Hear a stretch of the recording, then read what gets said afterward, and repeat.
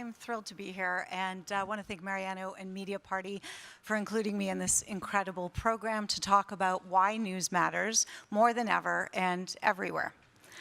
So coming up, I'm going to talk a little bit about Canada. I'll give you a snapshot of our media landscape. I'll talk about the Canadian Journalism Foundation as a connector and a galvanizer in the news ecosystem for change. And I'll talk about two initiatives that the Canadian Journalism Foundation launched this year in the face of a tremendous strain on the business model, a crisis in trust in the news media, and a deficit in the public's ability to identify credible sources of news and information. Two initiatives that we launched, Newswise and World News Day, aimed at empowering and educating audiences. So Canada, because this is a conversation about educating audiences, I'd like to take a few minutes to dispel some misinformation about Canada and share a few facts. So we are not hockey-obsessed igloo dwellers who skate to our newsrooms with beavers and bears. We do not live in a frozen tundra year-round. We live, and most of you know this, we live along the US border where most of our media is concentrated.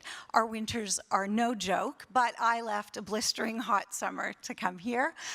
We are all about the maple syrup. We have global syrup supremacy, and we export $360 million worth a year, but our economy is not natural resource based. Our goods and our tech and services sector outnumbers our goods, natural resource sector 4-to-1, and we have a vibrant ecosystem for tech startups like Hootsuite and Shopify, and Canada is also a forerunner for AI development.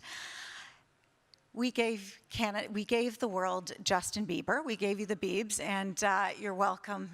And I'm sorry, and you might have heard this, and I'm sorry if you've heard this before, Canadians apologize a lot. We apologize frequently, we apologize when it's unwarranted, we apologize to things we bump into, and we're sorry. Everyone thinks we're so sorry, but we're genuinely sorry for this. And this is not fake news. Canada gave beavers to Argentina, and it was a huge disaster. In 1946, we flew over 20 beavers, hoping to boost the fur economy. And if you know anything about food chains, you know how this turned out. So that 20, without any natural predators, that 20 ballooned into 100,000, and those beavers have been wreaking havoc ever since. So I am genuinely sorry for that on behalf of Canada. Canadians also have a reputation for being a little beige.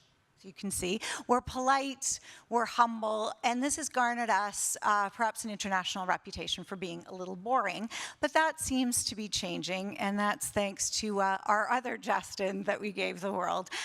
He is a Prime Minister selfie, but we were all very buoyed to see the New York Times headline last year, Canada, is it suddenly hip? Well, it does have a lot to do with Justin Trudeau.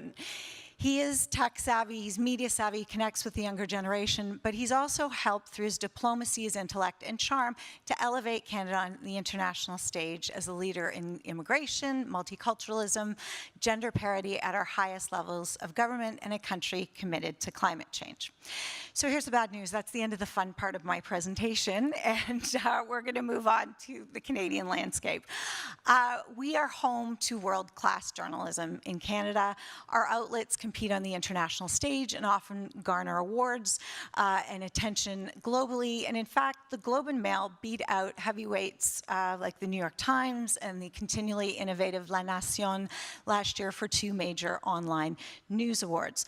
Our news leaders, and they all sit on my board of directors, are committed to cutting-edge journalism and engaging with audiences, with innovation, with our visual and narrative journalism. But Canada is also home, our landscape, to some very familiar publishing woes. Publishers are under increasing pressure. We're seeing journalists being fired in droves. Our local communities are becoming news deserts as they lose their papers, and in the last, their local newspapers, and in the last 10 years, we've seen the closure of 212 newspapers in 164 communities. Canada is also not immune to fake news, and with people getting more and more of their news and information online, we've seen a proliferation of fake news sites for ad profit and for political gain, and misinformation and disinformation is becoming our greatest threat to democracy. Fake news confuses people. It creates distrust in our institutions. Why would I bother voting? Why would I believe any politician? But what's worse is it creates distrust in our media, who are working hard to hold the powerful to account and to bring Canadians news stories that impact our lives. What's worse is the majority of Canadians can't identify fake news. And this is an example of just one poll, and the Journalism Foundation has run similar polls, where they showed a sample of Canadians 6 front pages of news sites and asked them to identify the fake news sources.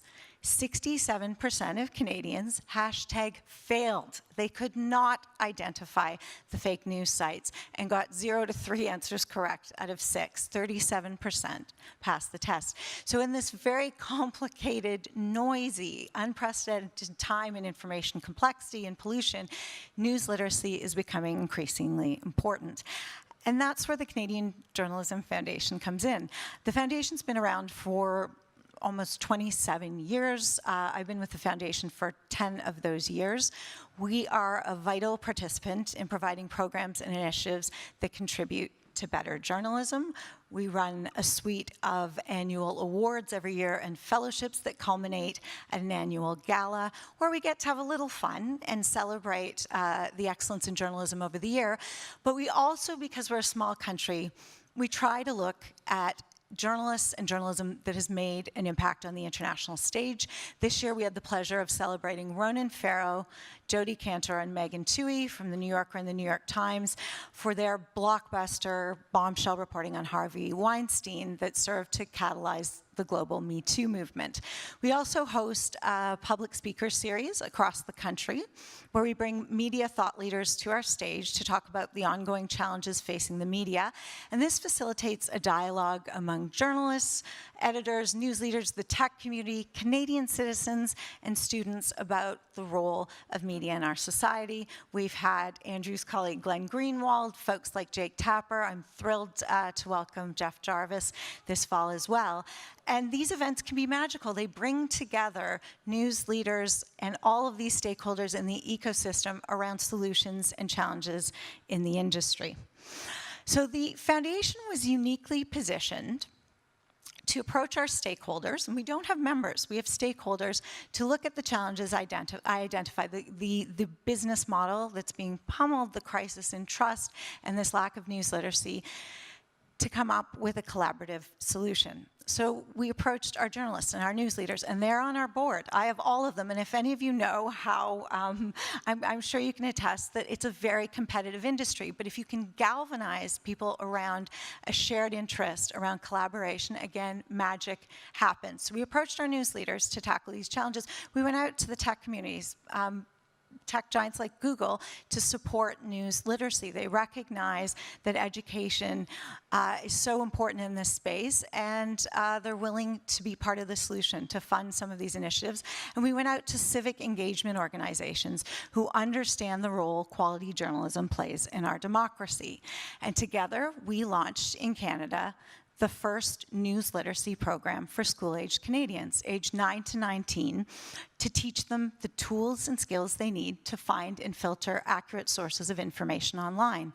I visited schools across the country and put up examples of news and information, and consistently our youth could not identify real news, fake news, propaganda, advertising, and there's an urgent need for education in this space. While these kids are news savvy and while these kids are tech savvy and they're consuming information on multiple platforms, they need to become their own editors to decipher credible sources of news and information.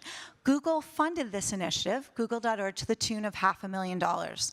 And this was important because it was the biggest donation Google gave outside of STEM programs in Canada, and the first of its kind. And it served to catalyze funding for other similar programs in the US. And we approached Civics, an amazing civic engagement organization that's in 5 million schools in Canada, that teach youth about government, about the voting, the electoral process. And we thought elections, as Marco pointed out, Marco from the Google News Lab yesterday pointed out, they provide an ideal landscape for teaching news literacy. There's a volume of Canadian news, there's opinion pieces, there's polling data, and there's a lot of information put out by parties. But there's also high potential for misinformation during elections. So the result of this program, we just launched in May in Ontario in conjunction with our provincial election. We were in 98% of schools. Feedback has been overwhelmingly positive from educators and from parents, and we saw the highest participation in the student vote program. We're going to continue to monitor a sample of students to see how they fare in news literacy curriculum going forward, and we plan to launch this program in conjunction with our federal election in 2019 and bring our stakeholders the results of that program as we move forward. The other initiative that we launched with the aim of building trust with audience was a World News Day. And if you didn't hear about it, we're a small country, and it was the first one we ever did. And I'm sorry, I'm here to get you on board for next year. But World News Day, we attached to International Press Freedom Day to bring attention to the value of fact-based journalism in our society. We brought together, again, news leaders. We brought together the tech community, and we put them on our stage. And instead of just having journalists, and I had every news outlet in the country involved in my World News Day, we took citizens at the center of important news stories in Canada to speak firsthand to how journalism changed their lives and their communities. We drew hundreds of people, both in Toronto and Montreal, for this event. And because you need a little cachet and a little sexiness for these events, I engaged top musical talent to perform on our stage. So we had musical artists throughout the evening performing and drawing attention to our cause, the importance of news, why news matters in the world. And I put Richard Gingras, head of Google News Lab, on our stage, not to do a cozy fireside chat, but to do an Ask Me Anything with the audience in the interest of transparency and how tech companies like Google can explain to audiences how they're supporting, how they're elevating credible sources of news and information in the algorithm.